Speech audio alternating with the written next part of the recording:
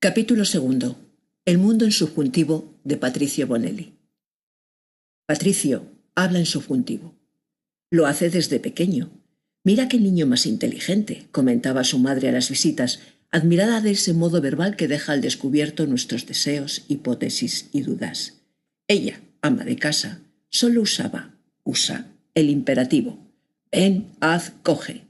Su marido, ingeniero práctico y objetivo, el indicativo en presente simple. Vengo, hago, cojo. El futuro se lo dejan, a los intelectuales de su grupo de amigos, sobre todo el haré. Y el pasado, no podría ser de otra manera, a los abuelos que no hacían otra cosa que contar batallitas cada vez más adornadas. Tal vez porque en el reparto verbal solo quedaba el modo de la incertidumbre, es el que Patricio usó desde sus primeras palabras. Al principio se limitaba al subjuntivo en presente. No decía yo quiero o el nene quiere como es lo normal, sino yo o el nene quiera.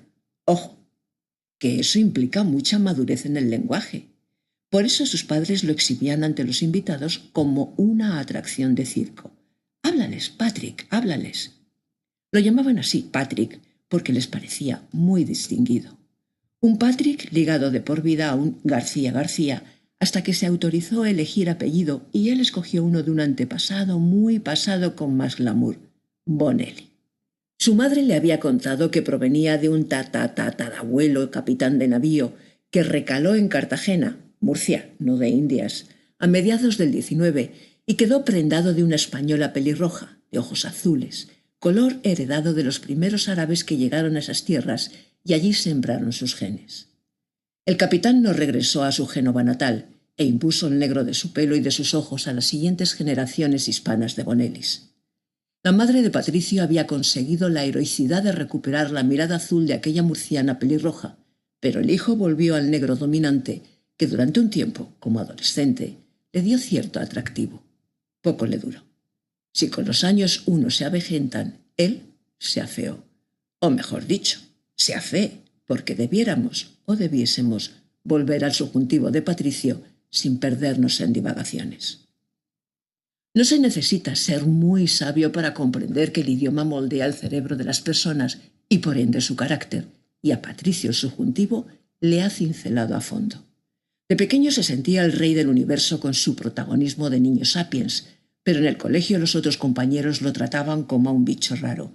«¿Patricio, juegas?», le preguntaban, y Patricio, en lugar de contestar sí o no, respondía «puede que juegue o jugaré». «Marca el acento en la E», corregía algún profesor poco subjuntivo, y él se defendía, hubiere jugado cuando haya jugado.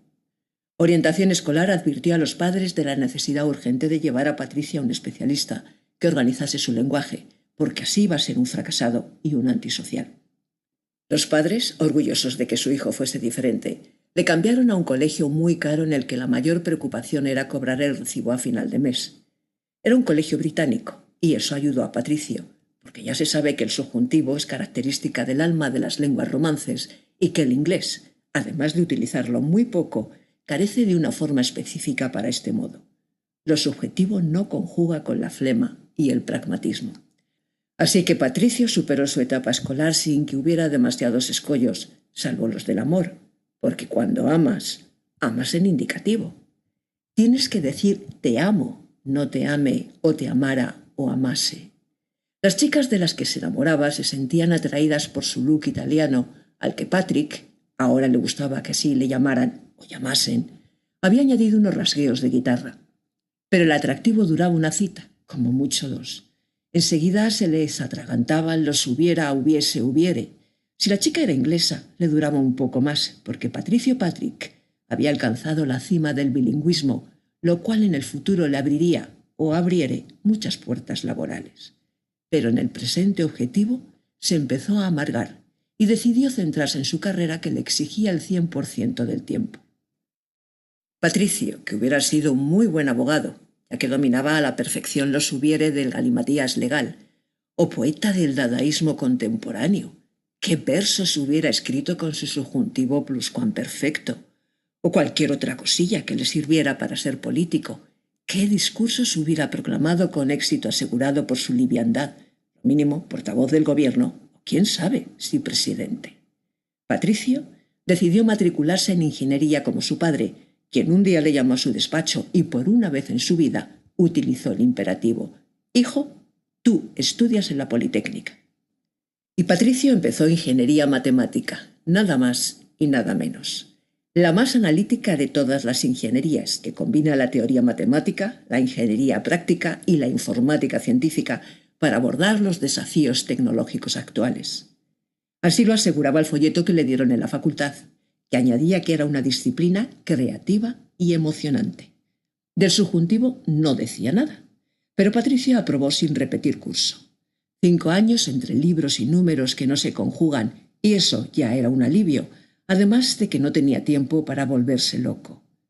¿Sí? ¿Se estaba volviendo loco? ¿Y ahora qué? La duda subjuntiva volvió a atormentar a Patricio cuando le dieron el título. En su época no había prolongaciones de másters o bachelor, se terminaba y a trabajar. Con la licenciatura enmarcada en la pared, empezó a mirar ofertas de trabajo en los periódicos. En nuestros días hubiese encontrado muchas como Data Scientific Big Data Analytics o Junior Insight and Data, pero en aquel entonces lo mejor que vio fue profesor de matemáticas en un colegio privado al que sobre todo interesaba su inglés. Y así fue como conoció a Cándida, la jefa del Departamento de Lengua y Literatura de Bachillerato, amante del subjuntivo por los rasgos tan nuestros que implica, porque a través de este modo asoma nuestro espíritu, porque es la categoría verbal del tormento y el éxtasis, porque el alma española es subjuntiva. Cándida Dixit. En cuanto ella escuchó hablar a Patricio, se enamoró de él. Fue un amor al primer subjuntivo. ¿Y él? Patricio, por una vez en su vida, dejó de sentirse solo. Era emocionante que pasearan cogidos de la mano, lloviese, tronase o hiciera sol. Escalofriante que se besaran en cualquier esquina. Lo mejor del mundo, que compartieran el café de máquina o el espantoso menú escolar. Si él rozaba su piel con un amare toda la vida, ella se le entregaba en un orgasmo limpio de verbos. Ella le libró de la visita al psiquiatra que muchos compañeros le auguraban. ¿Y si fuese esto la felicidad?, se preguntaba Patricio, que incluso compuso una canción para su amada y le escribió un verso suelto. Te anhele mi cuerpo, te adore mi mente, te abrace mi verbo, mis palabras te sostengan eternamente. A ella le encantó, sin comentarios. La boda, los niños, la compra de una casa en una urbanización nueva con jardín y piscina en Pozuelo de Alarcón, Madrid, un espacio con colegios y un futuro prometedor, se sucedieron sin sobresaltos. Una vida sin conmociones. Hasta que hace unos días ella le dijo: Patricio, cuando esta cuarentena del coronavirus infernal termine, voy a dejarte.